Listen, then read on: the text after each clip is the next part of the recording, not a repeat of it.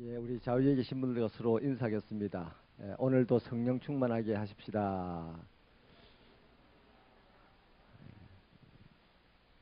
하나님의 성령이 우리를 충만케 하시면 우리가 이 세상을 넉넉히 이기며 살아갈 줄로 믿습니다. 가운데 계신 할머니가 우리 장모입니다. 참 곱다, 그죠?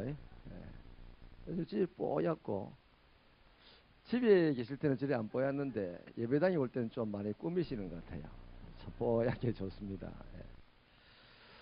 이 시간에는 부모를 공경하라 하는 제목으로 소요리 문답 31번째 시간을 갖도록 하겠습니다. 오늘은 장례식을 우리가 가야 되기 때문에 좀 말씀을 가능하면 빨리 마치려고 하는데, 보통 8시 반에 마치는데 오늘은 8시 29분에 마칠게요. 자, 우선 63문을 읽겠습니다. 시작. 다섯 번째 계명은 무엇입니까? 답을 읽습니다. 다섯 번째 계명은 내 부모를 공경하라. 그리하면 내 하나님 여호와가 내게 준 땅에서 내 생명이 길리라 하신 것입니다. 63문 읽습니다. 다섯 번째 계명은 무엇을 요구합니까? 답. 다섯 번째 계명은 우리의 윗사람, 아랫사람, 동료들에 대하여 각자의 지위나 관계에 따라 존경하고 의무를 다할 것을 요구하십니다. 65문 읽습니다. 시작. 다섯 번째 계명이 금하는 것은 무엇입니까? 답. 다섯 번째 계명은 다른 사람을 존경하지 않거나 그들의 위치나 관계에 따라 대하지 않는 것을 금합니다. 66문 읽습니다. 시작. 다섯 번째 계명이 필요한 이유는 무엇입니까? 답. 다섯 번째 계명을 지킴으로써 그것이 하나님의 영광과 그들의 유익을 위해 봉사하는 경우 장수와 번영이 약속되었기 때문입니다. 요 내용들을 이제 성경을 우리가 살펴서 그 근거를 보고 이해를 하려고 합니다. 그런데 오늘 우리가 읽었던 계명은 내 부모를 공경하라. 대상이 딱 한 사람, 두 사람이죠. 어머니, 아버지.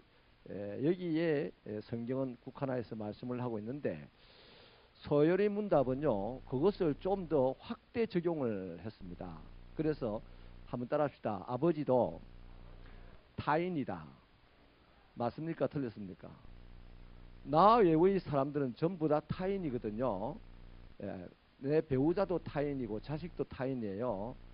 그래서 이 타인의 개념에서 부모를 더 확장해 가지고 자식이나 또 이웃이나 아니면 직장의 상사나 아니면 직장의 부하나 이런 모든 인간관계를 지금 이 소요리 문답은 여기 31번째 시간에 지금 설명을 하고 적용을 해 나갑니다. 그것을 오늘 우리가 보려고 하는데요.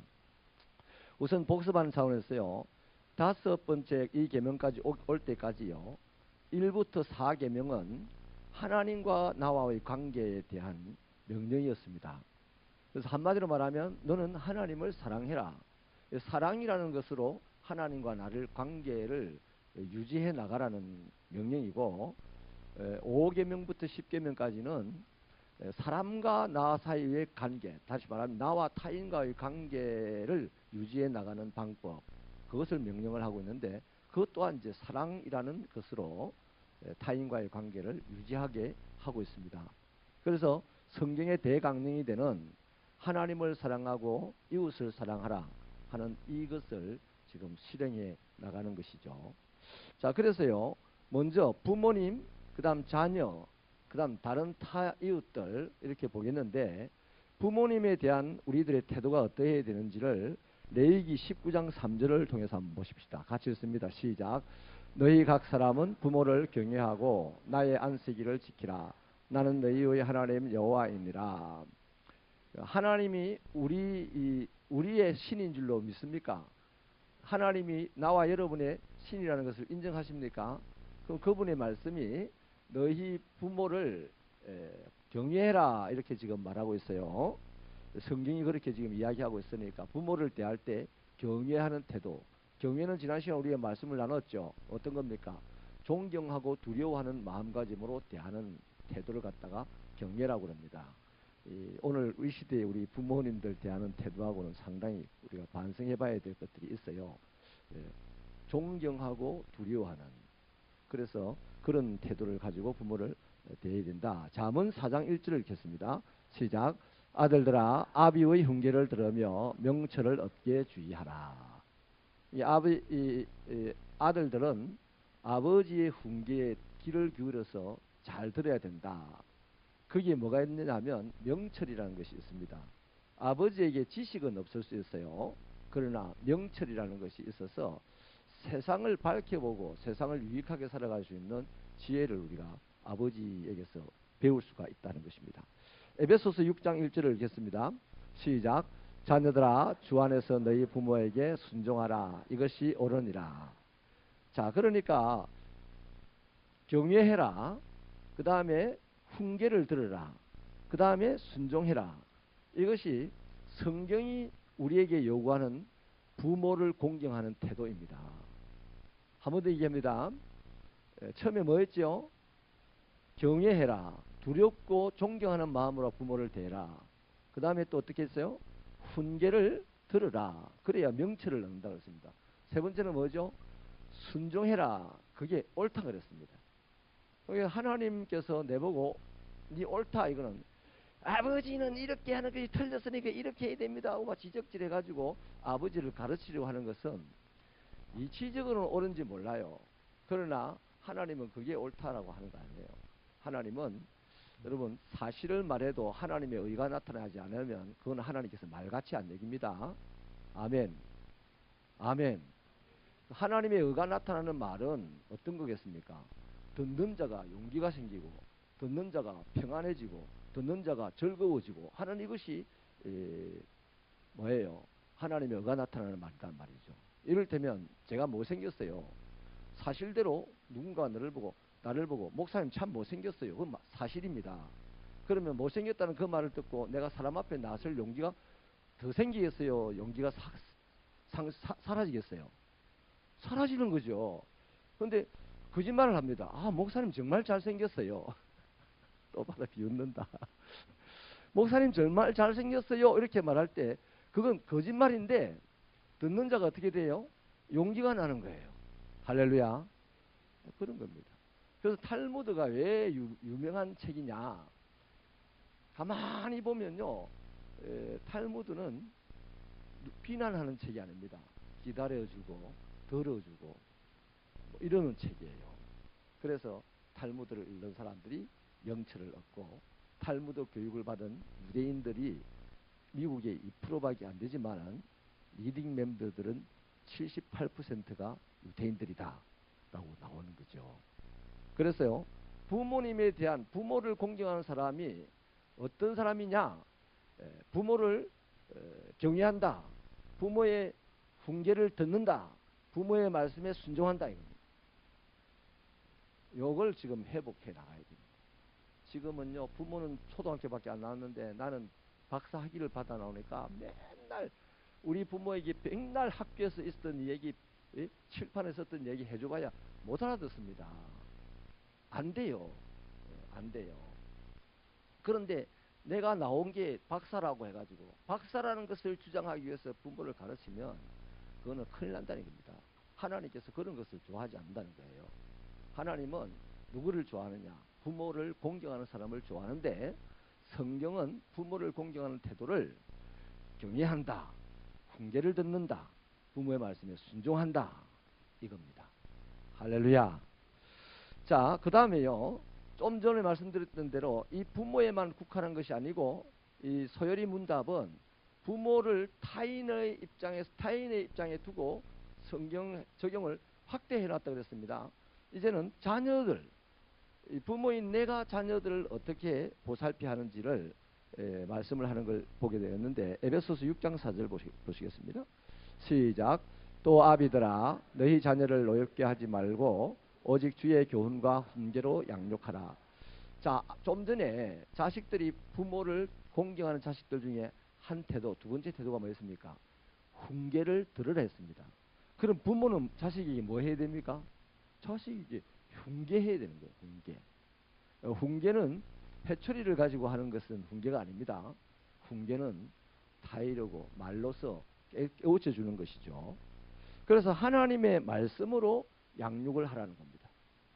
훈계로 양육하라는 이 말씀은 하나님의 말씀으로 양육해라. 여러분, 하나님의 말씀을 두드려 패면서 말씀을 전하면 그 사람이 말씀을 듣겠어요, 안 듣겠어요? 저는 들었어요. 겁이 나서 들었어요. 더러워서 들었어요. 안 입고 와서 들었어요. 잘하면 절대 내 교회 안 다닐 거다 하면서 들었어요. 그래서 잘하고 난 다음에 교회 안 가기를 반복했습니다.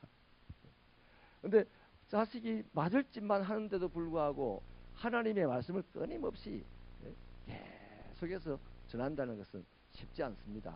그러나 훈계가 그겁니다. 그래서 결국 그 자식은 해초리로 변하는 건 아니고요. 말씀으로 변하게 되어 있습니다. 아멘. 하나님의 말씀이 뭐였어요? 금이었습니다. 하나님의 말씀이 성경은 몽둥이라 했습니다. 하나님의 말씀을 불이라 했습니다. 그런데 우리가 왜 회초리를 자꾸 들어야 됩니까? 필요 이상으로 자식들이 분노해야 됩니까? 이 부분에서 약한 겁니다. 지식적으로는 하나님의 말씀이 금인 줄 아는데 실제로는 하나님의 말씀보다 내 분노가 자녀에게 더 효과가 있을 거라고 생각하는 것이죠. 자, 그렇게 하시고 그 다음에요. 욥기서 1장 5절을 읽겠습니다. 시작.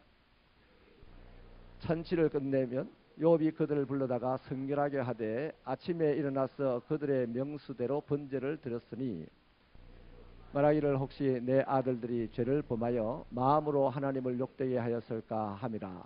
욥의 행위가 항상 이러하였더라. 자식을 위하여 예배드렸습니다. 여러분, 우리 교회에 1000번째 기도를 하시는 분들이 있어요. 응답이 언제 될지는 모르겠습니다만 성경으로 보면 1000번째를 드리고 나면 솔로몬이 응답받았다는 그것을 근거로 1000번째 기도를 드리는 분들이 있는데 그 응답이 언제 될지는 확실하게 장담을 우리가 할 수가 없습니다만 그 사람은 1000번째를 드리는 내내 하나님께서는 그 1000번째 속에 함께 하십니다. 아멘.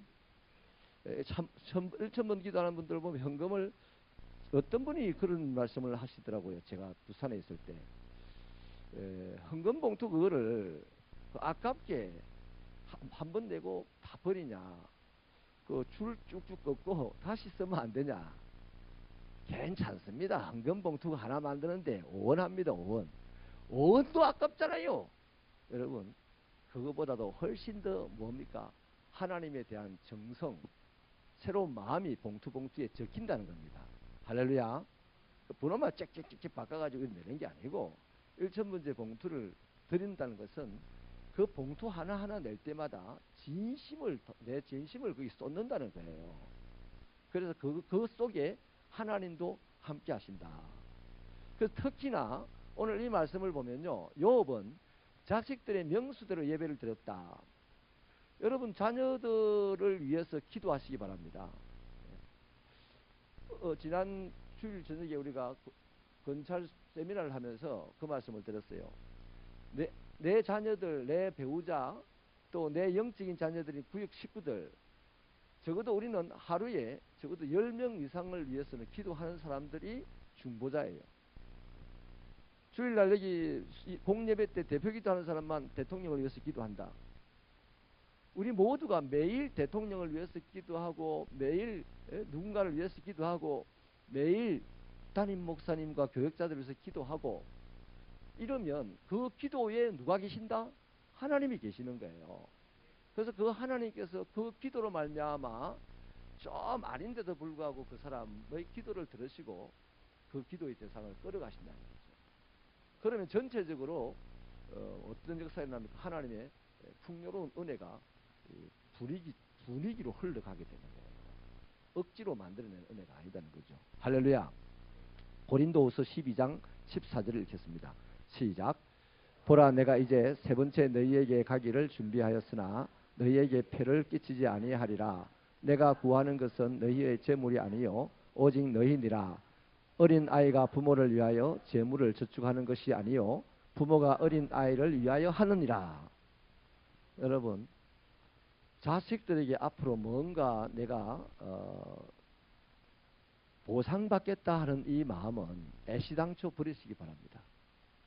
그냥 부모는 내 인생이 끝나는 날까지 자식들에게 아낌없이 주는 나무처럼 살아가는 것이 부모여야 합니다.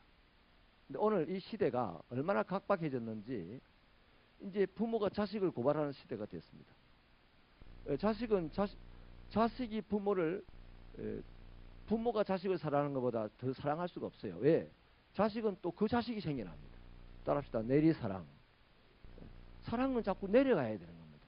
거꾸로 올라가는 법이 없어요. 그러니까 부모님들이 우리 자식이 나를 더 안 사랑해 준다고 후회하거나 괴로워하시면 소용없어요. 그러니까 하나님의 말씀대로 부모는 자식에게 끊임없이 줄 수 있는 분들이 되시기 바랍니다. 돈을 줄 수 없습니까? 기도를 주세요. 축복을 주세요. 돈보다도 훨씬 더 큰 것이 기도와 축복 아니겠습니까? 우리는 뭐 돈 줄 수 없다 하면 막 자식들 보기에 부끄럽게 생각하고 이러는데요. 링컨의 어머니처럼 죽을 때 수없는 가난을 물려주면서 하나 더 물려준 게 뭡니까? 낡은 성경책 한 권 물려주지 않습니까? 이 말씀대로 살아라. 근데 그 링컨이 우리 엄마는 참 못된 엄마예요. 이렇습니까? 자기 인생에 우리 엄마를 존경한다고 하지 않습니까? 할렐루야. 자, 이제는 자녀에 대해서 그렇다는 겁니다. 그 다음 부부관계를 보겠습니다. 에베소서 5장 33절요. 같이 읽습니다. 시작. 그러나 너희도 각각 자기의 아내 사랑하기를 자신같이 하고 아내도 자기 남편을 존경하라. 창세기 2장 23절을 읽겠습니다. 시작. 아담이 이르되 이는 내 뼈 중에 뼈요 살 중에 살이라. 이것을 남자에게서 취하였은즉 여자라 부르리라 하니라. 이게 뭡니까? 여기 한마디로 따라합시다. 귀하다. 나의 배우자를 귀하게 여기라는 겁니다. 아담이 말이죠. 자기가 오늘로 설명하자면 이런 거 아닙니까? 아담을 잠들게 했어요. 마취를 시켰다는 겁니다. 정신을 잃게 했다는 겁니다. 그리고 옆구리에 갈비뼈를 하나 끄집어냈습니다. 살을 찢어야 갈비뼈가 나오든지 말든지 할 거 아닙니까? 그 살을 찢어서 갈비뼈를 빼냈어요. 여러분 갈비뼈 하나 빼내기는 그냥 옆 사람 갈비뼈를 확 때려 보십시오. 얼마나 아프겠어요. 그 갈비뼈를 빼냈을 때 아담이 하나님이 빼냈다고 해가지고 하나도 안 아프겠습니까? 아플 거예요. 정신을 차렸을 때는 정말 아팠을 겁니다. 자, 그렇게 아픈데 누구 때문에 아팠냐? 저 앞에 오는 여자 때문에 아파요. 저 앞에 오는 여자만 없었으면 자기 갈비뼈 뺄 일도 없어. 그렇잖아요. 근데 그 여자 때문에 아픈데도 불구하고 아담이 뭐랍니까? 내 뼈 중에 뼈, 내 살 중에 살이다. 너무나 이제 귀하게 보는 거죠. 자기 뼈니까 귀하게 보는 거죠. 그러면 이제 하와도 어떻게 생각하겠습니까? 하와도. 야, 하와도 저는 참 훌륭해요. 아담이 깨어났을 때 우리도 병원에서 수술을 마치고 깨어날 때 보면 헛소리도 하잖아요. 헛소리도 하고 뭐 눈곱이 줄줄 흐르고 뭐 침도 질질 흘러 있고 그 몰골이 참 안 좋아요. 그런 몰골 안 좋은 남자가 자기를 보고 와, 내 뼈 중에 뼈, 내 살 중에 살이라고 좋아하니까 하와가 어떻게 합니까? 그걸 잘 받아들였어요. 내 남편으로. 훌륭하지 않습니까? 아, 뭐 이렇게 지저분하게 생긴 게 내 남편이야. 이 사람 내 남편 안 할래요? 이랬으면 끝나는 거예요. 근데 물론 성경에 그런 내용은 없지만 우리가 상상해 볼 수 있는 얘기예요. 그래서 하와도 아담도 서로를 대할 때 너무나 귀하게 대한 겁니다. 아담의 타인이잖아요. 아담 본인이 아니지 않습니까? 그 상대를 귀하게 여겼어요. 하와도 아담을 귀하게 여긴 거예요. 그래서 빨가벗어도 안 부끄러웠는 거라. 허물이 안 된 거예요. 그런데 나중에 이제 사단이 들어와가지고 사단이 그 사이에 딱 개입을 하니까 자기들이 선악과를 따먹고 눈이 밝아져가지고 봐야 될 하나는 안 보이고 빨가벗고 있는 상대방을 보고서 수치스럽다고 부끄러워하기 시작하고 뭐 또 하나님은 두려워서 숨고 이런 사단이 일어나지 않았어요. 부부가 서로를 귀하게 여기는 것, 이 부모 공경의 말씀 속에서 소요리 문답은 여기까지 지금 확대해 나가고 있습니다. 타인의 개념을 두고. 그래서 에베소서 5장 33절이나 창세기 2장 23절은 부부관계에 대한 내용으로 서로를 귀하게 여겨라 하는 겁니다. 그 다음 디모데전서 6장 1절을 읽어보십시다. 시작. 무릇 멍에 아래에 있는 종들은 자기 상전들을 번사에 공경할 자로 알지니 이는 하나님의 이름과 교훈으로 비방을 받지 않게 하려 함이니라. 이 종들 보고 상전들에게 어떤 자세를 가지라는 거죠. 그 다음 에베소서 6장 5절부터 7절을 읽겠습니다. 시작. 종들아 두려워하고 떨며 성실한 마음으로 육체의 상전에게 순종하기를 그리스도께 하듯 하라. 누군가에만 하여 사람을 기쁘게 하는 자처럼 하지 말고 그리스도의 종들처럼 마음으로 하나님의 뜻을 행하고 기쁜 마음으로 섬기기를 죽게 하듯 하고 사람들에게 하지 말라. 자, 그 다음 에베소서 6장 9절을 읽겠습니다. 6장 9절 시작. 상전들아 너희도 그들에게 이와 같이 하고 위협을 거치라. 이는 그들과 너희의 상전이 하늘에 계시고 그에게는 사람을 외모로 취하는 일이 없는 줄 너희가 알미라. 자, 마지막 또 신명기 24장 14절로 15절을 보겠습니다. 시작. 공공하고 비난한 품꾼은 너희 형제든지 내 땅 성문 안에 우고하던 객이든지 그를 학대하지 말며 그 품삯을 당일에 주고 해진 후까지 미루지 말라. 이는 그가 가난함으로 그 품삯을 간절히 바람이라. 그가 너를 여호와께 호소하지 않게 하라. 그렇지 않으면 그것이 내게 죄가 될 것임이니라. 여러분, 우리가 금방 읽었던 말씀들은 다 윗사람과 아랫사람 사이에서 또 부자와 가난한 종들 사이의 관계를 어떻게 해야 된다는 것을 말하고 있는데요. 지금 몇 번 읽었던 그 성경 몇 구절만 제대로 실행이 되어 왔으면 인간 사회 속에서 노조 만들어질 리가 없어요. 노조가.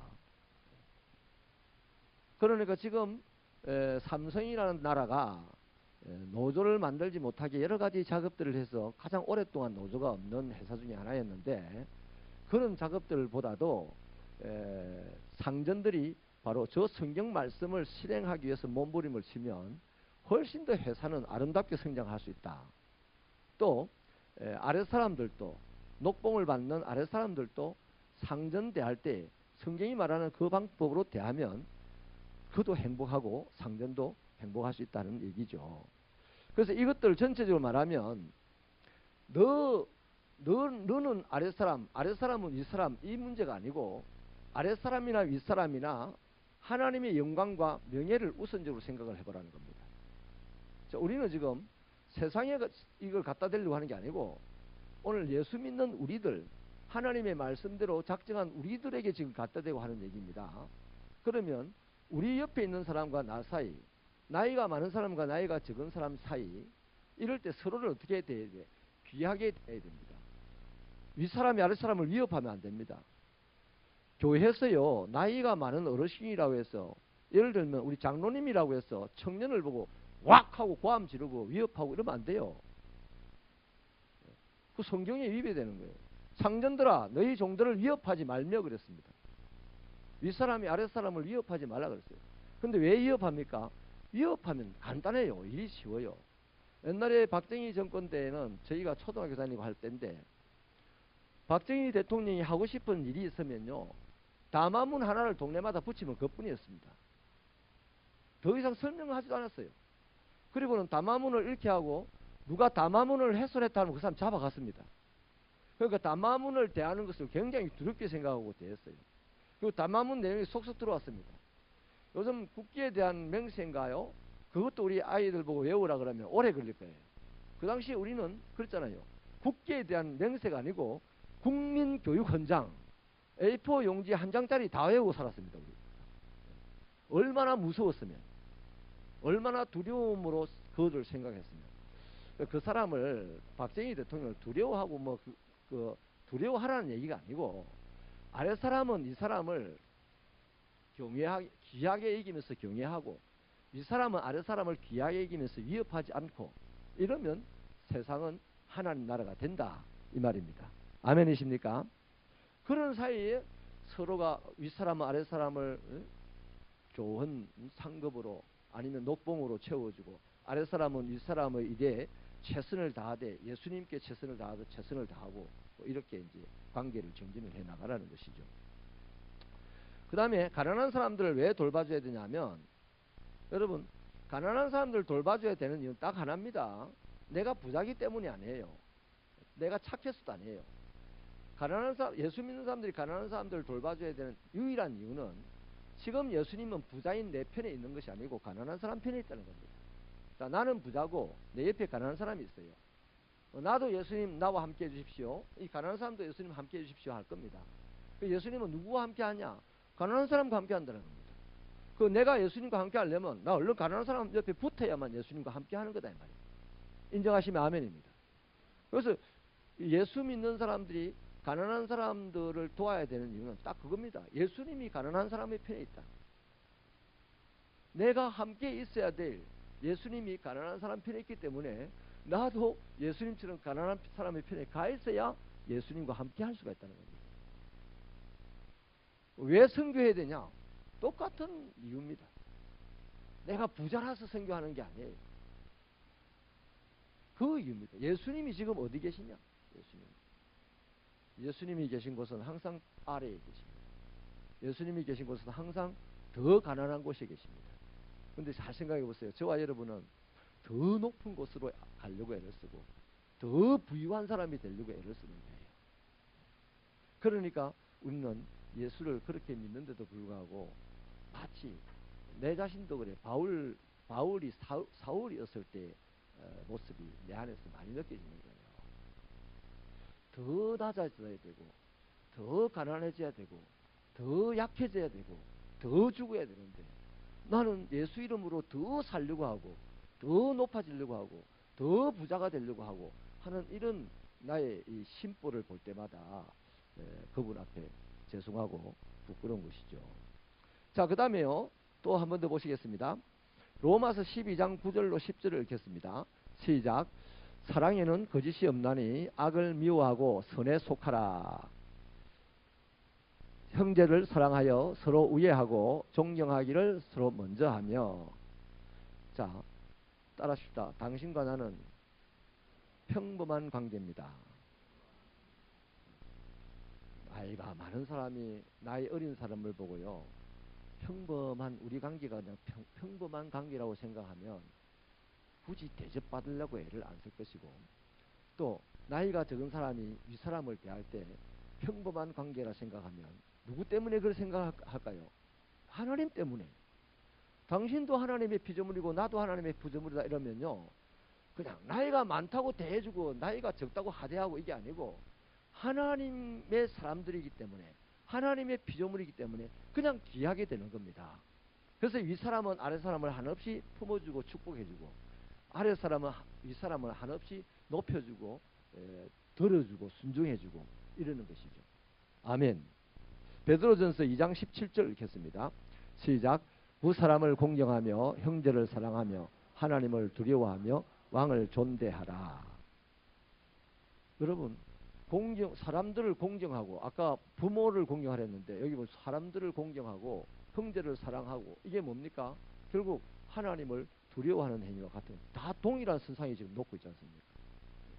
우리가 하나님을 두려워하고 하나님을 경외합니까? 그 사람은 사람을 경외해야 돼요. 사람을 귀하게 여겨야 됩니다.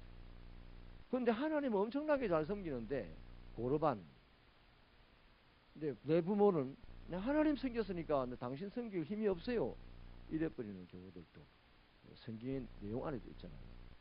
하나님에게는 잘하는데, 교회에 와서는 열심히 잘하는데 집에 가면 열심히 안 하는 이런 태도들, 이것도 하나님 앞에서는 온전한 방법이 아니다, 삶이 아니다는 것입니다. 예, 우리가 예배당에서 이렇게 화사한 모습으로 또 겸손하고 평온한 모습으로 하나님을 섬기듯이 집에서도 화사하고 평온하고 겸손한 모습으로 하나님을 섬기면 내 아내, 내 자식, 내 남편에게, 내 부모에게 귀하게 여기면 존대하고 잘할 거다 이 말이에요. 로마서 12장 15절을 읽겠습니다. 시작. 즐거워하는 자들과 함께 즐거워하고 즐거워하는 자들을 시기하고 우는 자들을 책망하고. 우린 주로 그러는 거라. 우리는 주로. 그러니까 즐거워하는 자들, 누가 기뻐하면, 사촌이 논을 사면 기뻐요, 안 기뻐요? 사촌이 기쁘다고. 근데 나는 왜 그럴까? 배가 왜 아플까? 안 즐겁죠, 안 즐겁죠. 저는 즐거워하는데 와 나는 안 즐겁네. 우리 하나님의 백성들이 이런 경우들도 많이 있단 말이에요. 그러니까 사실 따지고 보면 우리가요, 말씀을 수없이 알고 있는데 100개의 말씀을 알고 있으면서도 한 개의 말씀조차 제대로 실행하지 못하고 살아가니 우리는 날마다 기름 떨어진 차가 덜컥덜컥 하면서 가듯이 우리들의 인생이 덜컥덜컥 하면서 가는 거라. 그래서 우리 속에 날마다 말씀과 내 삶이, 내가 하나님의 말씀을 아는 만큼 내 삶이 따라가게 되기를 바랍니다. 말씀을 10개를 알면 10개의 삶으로 살아가고, 말씀을 100개를 알면 100개의 말씀으로 살아가는 거예요. 그러면 하나님 앞에 그 사람은 똑같이 존귀한 자, 작은 일에 충성한 자로 칭찬받을 줄로 믿습니다. 고린도전서 10장 24절을 읽겠습니다. 시작. 누구든지 자기의 유익을 구하지 말고 남의 유익을 구하라. 아멘. 타인의 유익을 구하랍니다. 자, 이제 돌아가겠습니다. 내 부모를 공경하라 했어요. 자식들 보고. 부모를 공경하라. 그게 누구의 유익을 위한 겁니까? 내 유익을 위한 것이 아니고 부모의 유익을 위한 것입니다. 내 유익을 위하여 살면 하나님은 좋아하지 않습니다. 왜냐하면 하나님이 한 번도 당신의 유익을 위해서 사신 적이 없어요. 이 땅에 오신 하나님 예수님을 보십시오. 하늘 영광보좌를, 다시 말하면, 쉽게 말하면 80평 아파트를 벌어두고 남의 집 쪽방에 새들어 오셨어요. 예수님이. 자기 유익을 위해서 그러지 않잖아요. 누구를 위해서? 쪽방에 새들어 사는 사람들과 함께 살기 위해서. 그들을 잘 살게 하기 위해서 쪽방으로 오신 거예요. 이해되십니까? 우리 예수님이 그렇게 사셨는데 우리는 그 예수님이 그렇게 살았으니까 예수 이름으로 나는 바로 80평 아파트로 간다. 주여 80평 주옵소서. 아무리 기도해도 80평 안 줍니다. 주님이. 주님, 나도 주님처럼 쪽방으로 가겠어요. 나도 주님처럼 더 낮은 곳으로 가겠어요. 이럴 때에 주님이, 그 사람이 그 일을, 주님을 위하여 그렇게 활동하는 그 일이 더 잘되고, 저 잘됨으로 말미암아 세상 사람들을 주님에게로 구원하는 일을 훨씬 더 효과적으로 하기 위해서, 아, 이 사람은 돈을 잘 쓰는 사람이야. 그러면 돈을 팡팡 줄 것이고, 아, 이 사람은 지혜, 지식을 잘 쓰는 사람이 하면 지혜와 지식을 팡팡 줄 것이고, 이 사람은 권력을 잘 이용해서 하나님께로 사람들을 끌어오겠다 싶으면 권력을 팡팡 줄 거다 이 말이에요. 그런데 하나님께서 주시지도 않는데 내가 하나님을 믿으니까 하나님이 돈 주실 거야, 권력 주실 거야, 지혜 주실 거야. 그렇게 가다가 평생 이 세상을 떠나는 날까지 돈도 권력도 지혜도 맛보지 못하고 가는 분들도 많이 있어요. 따라합시다. 하나라도 맛보고 이것을 간증하며 살자. 한 번 더 따라합시다. 맛을 봐야 맛을 알지. 농심 새우깡입니다. 새우깡 맛을 안 보면 새우깡이 뭔지 몰라요. 그러나 새우깡 맛을 보면 냄새만 싹 맡아도 아, 새우깡 누가 먹네 이런단 말이에요. 우리가 그만큼 하나님 맛을 많이 못 보고 살아가는 거예요. 그래서 남이 설명해 주는 그거나 겨우 들어가지고, 그것도 막 손톱 하면서 듣고 기우비면서 들어가지고 말이죠. 그걸 어디 가서 또 써먹으려니까 하와처럼 엉뚱한 소리 할 수도 있고 그렇게 되는 거죠. 그래서 오늘 성경 전체를 말씀을 드려보면 자신을 위하여 살면 그 사람은 하나님의 사람이 아니라는 겁니다. 자식이 부모를 위하여 공경해야 되고, 또 타인의 범주에까지 확장시켜 봤을 때도 자식에 대하여서, 또 직장 상사에 대하여서, 직장의 부하에 대하여서, 이웃에 대하여, 가난한 사람들에 대하여서도 쭉 확장시켜 볼 때도 그 누구를 막론하고 나 외의 다른 사람의 유익을 위하여 살아가는 태도가 바로 부모 공경하는 이 말씀 안에서 소유리 문답이 지금 확장해 나가거든요. 그걸 볼 때 하나님께서 기뻐하시고 축복을 하시는데요. 이제 그 부분을 마지막 부분에서 이제 한번 보겠습니다.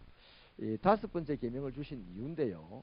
우리 출애굽기 20장 12절을 한 번 더 읽어보십시다. 20장 12절요. 시작. 내 부모를 공경하라. 그리하면 내 하나님 여호와가 내게 준 땅에서 내 생명이 길리라. 다시 말하면 하나님께서 왜 부모를 공경하라는 명령을 주셨느냐? 그 이유는 바로 우리로 하여금 잘 살게 하려고 하는 것이죠. 하나님이 주신 땅입니다. 하나님이 주신 자리입니다. 자, 하나님이 나에게 지금 쪽방을 주셨을 수도 있고 80평 아파트를 주셨을 수도 있어요. 그런데 내가 쪽방에서 살던 80평 아파트에 살던 하나님이 거기서 행복하게 잘 살게 하신다는 겁니다. 어떤 사람에게? 부모를 공경하는 사람에게.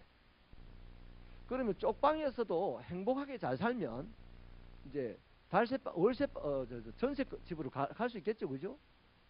전세 집에서도 하나님이 주신 명령대로 살아서 부모를 공경하게 살면 하나님 말씀대로 그 주신 곳에서 더 잘 되고 장수하게 된다는 거죠. 할렐루야.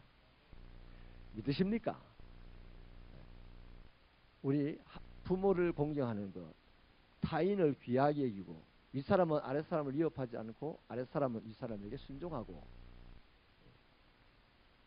저는 내 안에요 인처럼 박인 게 있습니다. 윗사람을 보고 고함 지르는 거, 경기가 일어나요. 경기가. 왜냐하면 저희 아버지가 아버지는 윗사람이었어요. 저는 아랫사람이잖아요. 막내. 그것도 새벽기도 갔다 오셔가지고 일어나라, 거룩하게 차분하게 인자하게 일어나라 이래요. 근데 안 일어났어요. 두 번째, 얼마나 기다렸는지 모르겠어. 5분을 기다렸는지 10분을 기다렸는지 모르겠는데 그 당시에 두 번째 일어나라 할 때는 동네 사람들 다 일어났어요. 얼마나 큰 소리로 고함을 지르는지. 그것이 거의 매일 제 안에 계속 누적되어 왔기 때문에 제가 중학교 들어가서 고등학교 들어가서 선생님이 고함 지르는 것만큼 제 용납 못했어요.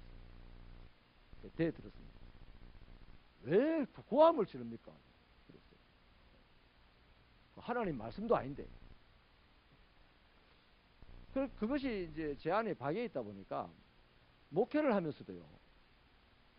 내가 하나님의 말씀을 전하면서 고함을 지르고 하는 건 다 들을 수 있어요. 저도 좀 그쪽이죠. 그런데 일반적인 이야기를 하면 특히 다투면서 뭐 고함을 지르는 건 내가 경기 들어요. 제가 약해서 그런지 모르겠지만 그건 내가 못 보겠어요. 따라하십시다. 윗사람은 아랫사람을 사랑하고 아랫사람은 윗사람을 존경하자. 뭐가 위에고 뭐가 아래인지 성경이 다 얘기했습니다. 직장의 사장이 윗사람이고 종업원이 아랫사람이에요. 가족 가운데는 아버지가 윗사람이고 자식이 아랫사람이에요. 그럼 교회에서는요, 누가 윗사람입니까? 나이 많으신 분이 윗사람이고 나이 적은 사람이 아랫사람입니다. 아멘. 그래서 이런 부분에 있어서 우리가 하나님 말씀을 잘 적용을 하시면 우리는 지금 내 살아가는 이 삶의 자리에서 행복하고 건강하고 오래 살 수 있어요. 그래서 오늘보다는 내일이 낫고 내일보다는 그 다음 날이 더 낫고, 그래서 시작은 미약하지만 나중은 힘이 창대한 사람이 된다 이 말이에요. 할렐루야. 이제 말씀만 읽고 마치겠습니다. 출애굽기 신명기 5장 16절 읽겠습니다. 시작. 내 하나님 여호와가 내게 준 땅, 죄송합니다. 시작. 너는 내 하나님 여호와께서 명령한 대로 내 부모를 공경하라. 그리하면 내 하나님 여호와가 내게 준 땅에서 내 생명이 길고 복을 누리리라. 자, 하나님이 준 언제나 어디서나 우리는 삶의 자리는 하나님이 준 땅입니다. 하나님이 주신 것이에요. 근데 거기서 생명이 길고 복을 누린다는 거예요. 그 다음 에베소서 6장 2절로 3절요. 시작. 내 아버지와 어머니를 공경하라. 이것은 약속이 있는 첫 계명이니 이로써 내가 잘되고 땅에서 장수하리라. 땅에서 잘되고 장수한다. 할렐루야. 부모를 공경하는 새벽교회 성도들이 되시길 바랍니다. 우리 아버지는 돌아가시고 엄마도 돌아가시고 안 계세요. 그럼 나 공경할 필요 없어요 하는 사람들이 있을까 봐서 이제 소요리 문답이 확대 적용을 하고 있습니다. 윗사람을 공경하고 아랫사람도 공경하고 무사람을 공경하고 아내를 공경하고 남편을 공경하고 목사를 공경하고, 아멘을 안 하네. 싫은가 보네. 다 공경하는 자체가. 장로님들을 공경하고 어르신들을 공경하고. 할렐루야.